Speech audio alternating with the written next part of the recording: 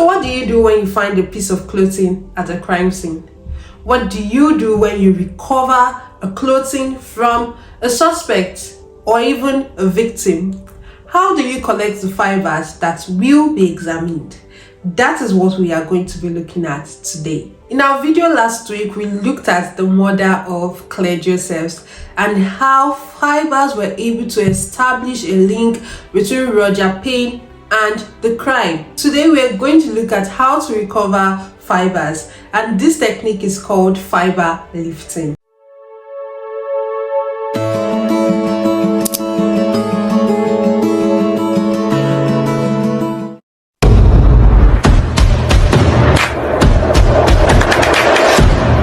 Hi guys, welcome back to my YouTube channel. My name is Fibres, and on this channel we talk about everything forensic. If you're a new subscriber, thank you very much for stopping by, and if you are a returning subscriber, thank you for coming back again. I hope to keep seeing you. If you haven't subscribed to this channel, please take a minute to subscribe to this channel. Now let's go back to the murder story we looked at last week. After securing the scene, taking photographs and documenting findings, it was established that a friend or acquaintance must have come in while Claire was making dinner, and so investigations were focused on family, friends or acquaintances. And then the scratches on Roger's hands were observed. The clothing which he wore on the day Claire was murdered was recovered for examination. I'm sure Roger didn't expect that there would probably be any evidence on the clothing, and that's why he took the clothing for laundry. The clothing had been laundered, but despite that, they still found evidence on that clothing.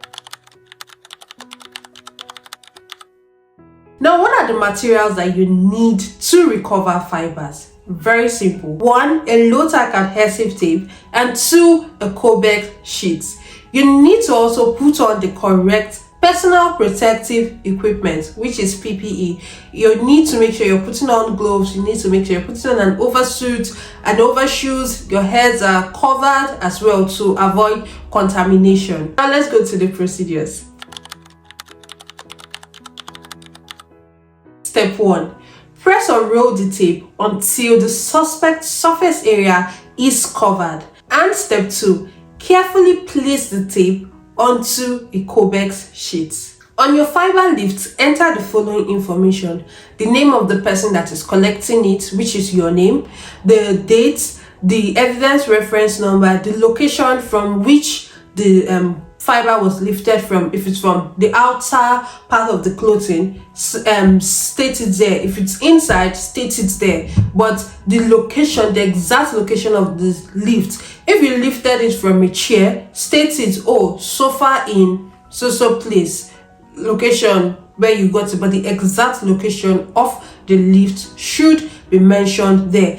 And of course the address from where the lift was taken, from where the fiber lift was taken from. So if it's maybe at a crime scene, it's a house, so the address has to be there. And then you lifted the fiber from the sofa in probably the living room, you should state it, oh, from single sofa in living room. Then the address states there that, oh, number 3, number 5, so street at this place. So the address, the evidence reference number, the exact location of the lift, the name of the person recovering it, and of course the date. So what are the measures that we have to take to make sure that fiber lifts are not contaminated? I'm sure the person is looking, oh, so simple and something you can easily do, but you need to make sure that it is not contaminated.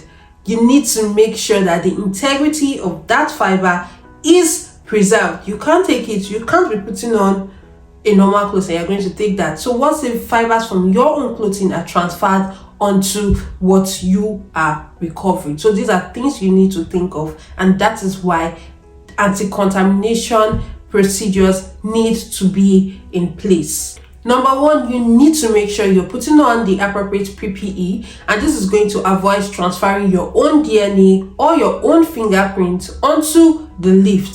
So your gloves, your oversuit, your hair is covered, just to make sure that your own DNA or your fingerprint, you need your marks as well.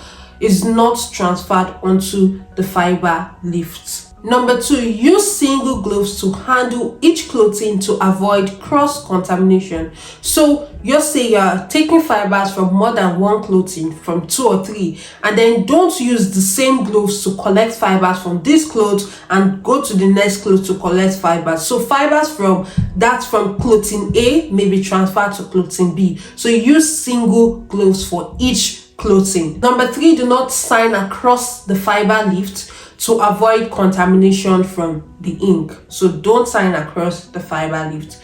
Number 4, don't examine victims and suspects together.